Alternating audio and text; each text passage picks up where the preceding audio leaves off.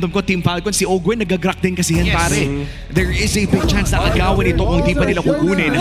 Pero mukhang yan na yung lapu-lapu na hiningi mo at napakaagang Claude pick para dito kay Netsky. Na by the way, napakataas ng win rate ni Netsky on this clock. Actually, was banned out ng previous games, so in this scenario, na-feel ng Omega, pwede kasing iban din ng Falcons itong hero to. So just get it. Marami pa naman potential na heroes para kay Super Yoshi. Since meron na silang isang frontline hero in the form of Fredrin, pwede nang kakaibang hero etong si Super Yoshi. Pwede siya mag-Cho eventually and can go for the Ruby at yung Kali, the Padang as well. Depende na siguro sa magiging jungler of choice dito ng Falcons. Do we like to see Lance or tipong even Fanny para dito kay Kyle TZ this moment? No. Hopefully something confidence pick no Lancelot. Whoa. They're gonna go for the only dash Arlot. Akay ang kanilang kukunin. Nakita na natin to dati. But that would entail na kukuha ng mas mataas na damage stats si Flap TZ. Interesting. Sobrang interesting ito kasi finorgo na nila yung damage mula dun sa mid lane tsaka dun sa kanilang jungler. Kyle TZ going in for the Akai kasi parang kontra sa utility versus utility. Ang problema nga lang ay lapu-lapu na madaming CC immunity. You also have the Claude na potentially mag-purify. Not the best targets para sa Akai. For lack of a better term, wala pa siyang iaakay sa mga members ng Omega dito. Parang bukod lamang sa Fredrin, no? Ang iaakay lang niya dito ay Fredrin. Unless na doon niya lang gagamitin just to get that objective guarantee sa Retribution. Pero I think they should still ban out the Grok or even the Khalid kasi one of that would be a hero for Super Yoshi. Yeah. Who said there are no shortcuts in Good ban of the chip actually para sa Omega. At etong Valentina naman na ban sa Falcon, ang dami ng mga historically pinang-counter ang Valentina sa Akai. Maraming may nakakaalala niyan, pare. Tama naman. Ika nga, wise man once said, kapag nag-Akai perspect tayo, magbabalentina yan. Tama. Nagbabalentina paramis yan. Magbabalentina paramis yan. Tama. Yun yung mga mahirap. Yun yung mahirap eh. Wala man sa meta si Paramis ngayon. Pwede pa rin.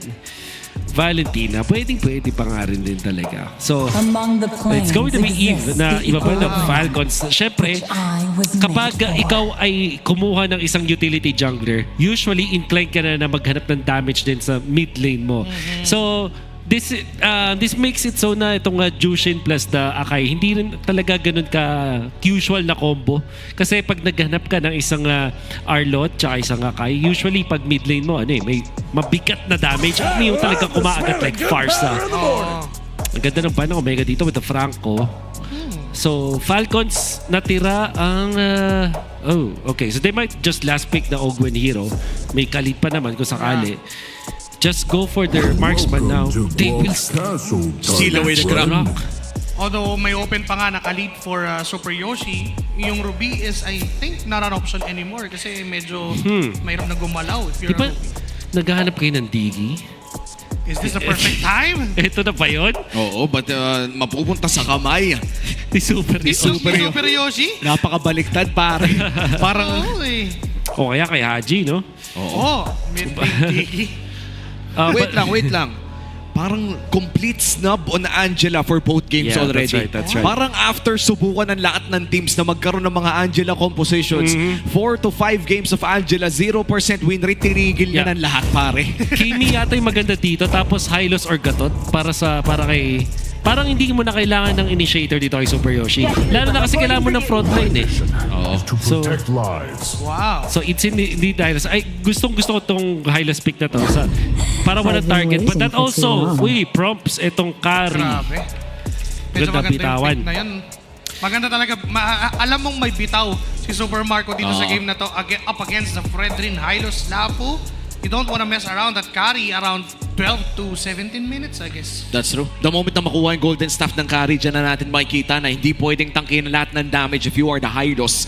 And ang masama naman sa Hylos kasi nakakita na tayo kahapon, even with the glorious pathway, ay medyo mahirap tumakas kapag napadirang ka na ng isang Grok. And maybe dyan umaasa ang Team Falcons. Maybe ito ang iniisip ng Team Falcons na this composition would eventually lead them to a game number 3. Dahil kung babalikan natin ang history ng best of 3 na ito ay nakaisa na nga ang Omega in that game 1 victory kung saan isa na lang kailangan nila para tapusin ang laro ito. Again, this is close to a do or die match para sa Team Falcons. A must win kung pag-uusapan natin. Welcome to game number 2. Lilipad na kaya ang Team Falcons o tatapusin na ba ng barangay nang hindi pa sila nakakabangon? Isa sa mga weakness ng Akai-based compositions is yung mabagal nilang pagpa-farm. And unfortunately, walang hero na pwede mag-leash dito sa ating Akai. With Jushin and Grak, ang pwede na lang talaga mangyari dito is mag-control yung mga lanes. However, Kimi ay na-prove na effective pa rin kahit Jushin, Grak yung katapat kasi ang layo ng range ng pwede ka magbato. And this time, Super Yoshi, a perfect hero to pick. Actually, maganda yung ginawa doon ng Falcons pero ngayon, makakakuha na ng level 2 itong si Haji. Yung poke battle na naman doon sa mid lane, yun yung inaabangan natin even right from game number 1. Pero ngayon kasi, parang dahil sa high loss pick-up mula kay Super Yoshi, tapos may revitalize pa siya, parang nonsense yung poke if ever. Oo, super safe din yung nangyari doon. No? Hindi, imposible din kasi mabuhat ng Zushin ulit for a second time. Kapag nabuhat ka na at kahit mapadirin ka, that's max 3 turret hits. Si Haji mapipilitang mag-purify dito. And that will be still up by the moment na magkaroon ng malawakang turret fight. Kaya naman okay lang para sa Team Omega. One thing that's really good para sa Falcons is yung kanilang turtle fights. Dahil meron silang Akai ultimate, you have the Grok ultimate. Every time na magkakaroon ng neutral objective dito para sa side ng Falcons, nasa kanila yung bola. They just have to put their pieces in the right spots. Kailangan lang kapaganda nila information dito. Bigyan nila ng tsansa. Etong si Super Marco na mag-deal ng mataas na damage or yung mga pitas agad with the instant initiations na pwede manggaling kay Flap pati rin, na rin dito kay Ogwen. So ito yung pwede nating i-expect sa Falcons. And so far, nakikita natin na sinusubukan naman agad ng Team Falcons na makuha na agad ng kanilang mga ultimate dahil dito rin sila nagre-rely for this first turtle fight. And speaking of reliance, malaki ang magiging responsibilidad dito ni Flap TZ considering na siya yung parang magiging core sa early skirmishes nila. Oo, sa kanya nakasalalay yung ganda ng setup, yung layer from Team Falcons. For this turtle, it's James and Ryzen. Pumasok na nga si James with the ultimate fighter. Kaso, yung anti-task mula kay Flap TZ together with a heavy spin from Kyle TZ. That paved way para hindi na mag-contest pa ang Omega sa turtle. Pare, parang tinaan sa sewing machine. Automatic yung pag-stitch doon ni Flap TZ. Isa pang ginawa din ng Falcons doon is hindi nila pinakuha si Super Yoshi ng level 4. Umaamba na ng pumunta sa may bottom lane para kunin yung XP cart etong si Super Yoshi. Pero bago pa nangyari yun, bukod sa in-slow down nila si Super Yoshi, binilisan naman nila yung pag-take doon kay James na hindi na pinakilos. So the proactive play mula sa Falcons allowing them to win the turtle fight.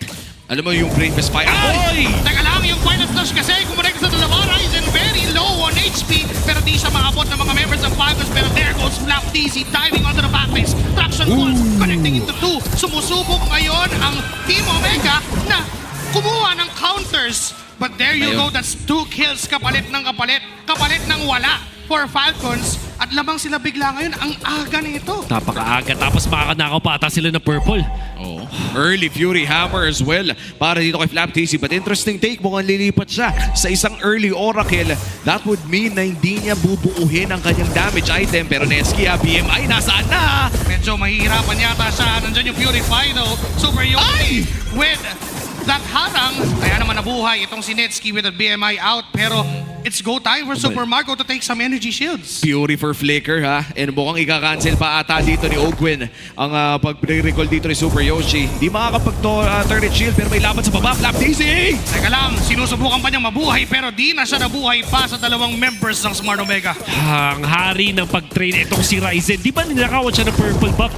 For some reason, nakahanap siya ng opening para kunin yung purple nitong Falcons, tapos nakakuha pa sila ng kill kay Flap TZ. Hindi man magandang simula para sa Omega, nakakahanap pa rin ng mga trades etong si Ryzen. Sneaky talaga yung mga ginagawa ni Ryzen. No? Hindi mo alam kung saan niya nahanap yung opportunity. Pero may isa kasi lumalabas na sa kanyang harapan. Ibang klase din yung mga taong kayang gumawa ng sarili nilang oportunidad. And maybe that is the type of jungler for Ryzen. But here we go, half HP on this turret. Norris pathway, nagamit na ni Super Yoshi. Papasok din si James pero natulak lang ng heavy spin. Ready na lang pero Ryzen pa rin. Mapupunta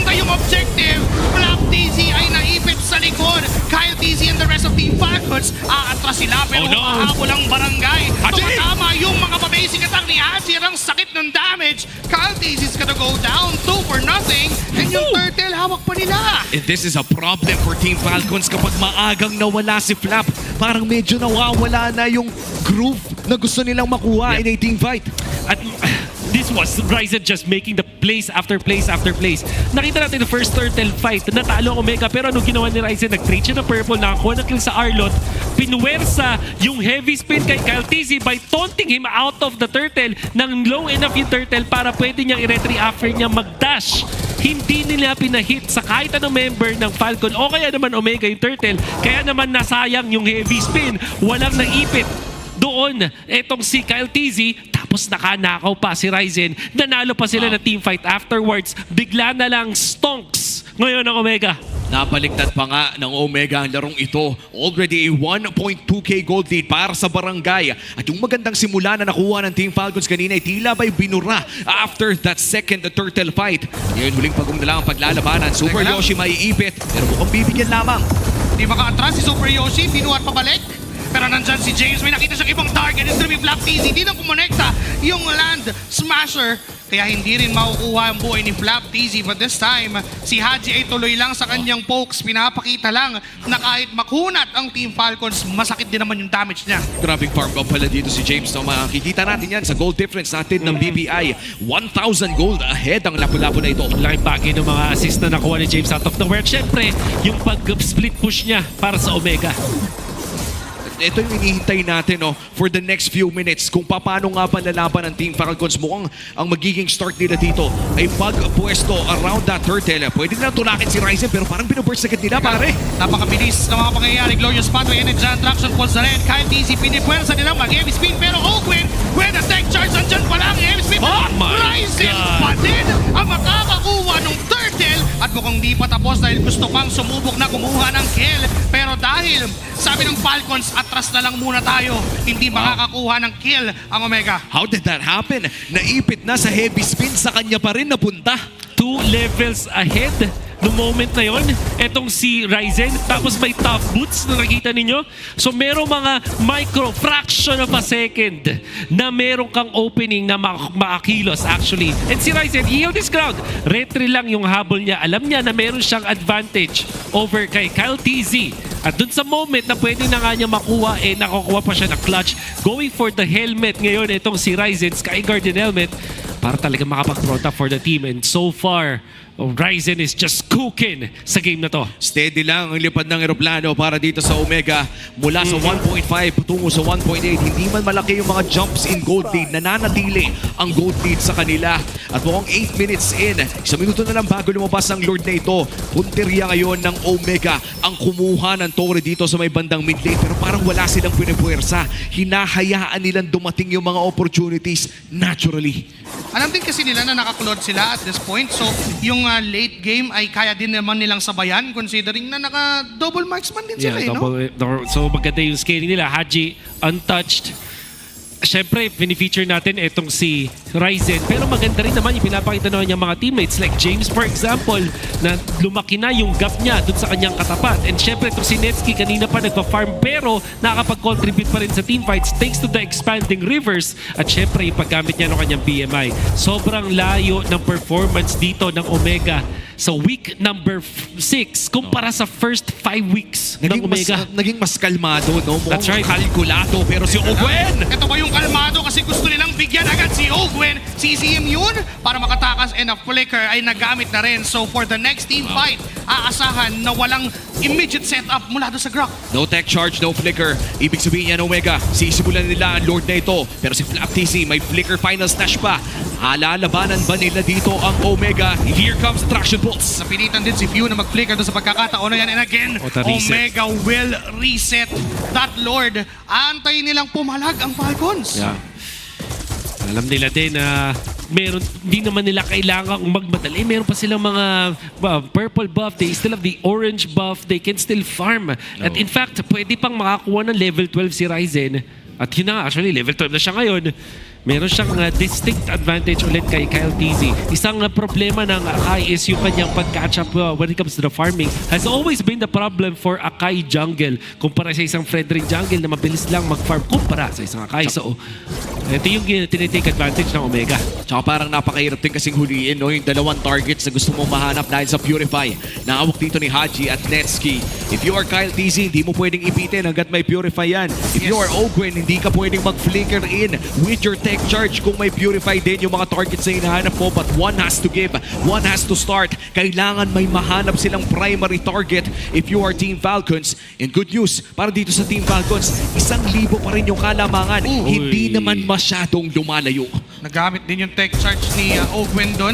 Tsaka isa pa sa mga iniisip ng Smart Omega, may heavy spin yan eh. Baka hindi magawa ni Ryzen yung nagawa niya kanina with that clutch steal. So, parang pinipwersa nila na mag-teamfight muna o pumikot muna tayo ng isa. Speaking of teamfight, crucial na dito para sa Falcon si Super Marco with the Trinity Build Demon Hunter Sword.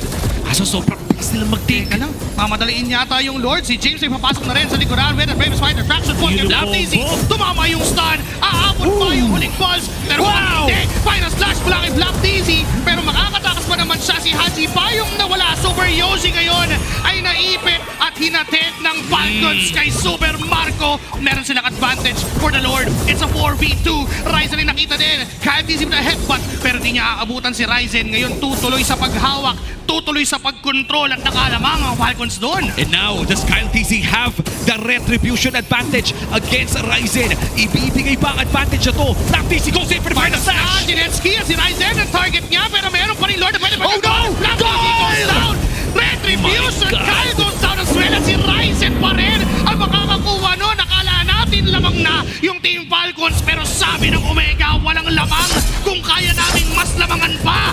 At kahit nanalo na sa team fight ang Falcons doon sa simula, nakahanap na naman ng opportunity. Hindi, ginawa ni Ryzen yung opportunity na yon. Alam talaga niya yung matchup ng Fredrin versus Akai. Mula dun sa dati pa, mga galawan dito ni Ryzen, yung mga small windows of opportunity para gumawa. Pero ito, si Super Marco, nakahanap ng isang kill with that flicker. Ganon din naman si Netsky nung ginaw siya na itong si Flap, pati rin ni Open, nakakuha pa siya ng double kill. Yung mga gold laners natin, nagpapakitang gilas na the carries for the team. Nagsa-step up na. However, para sa side ng Falcons, nagiging crucial na yung mga ginagawa dito ng Omega na nakakalamang kahit paano. Walang purify yan. Tinamaan ng lahat.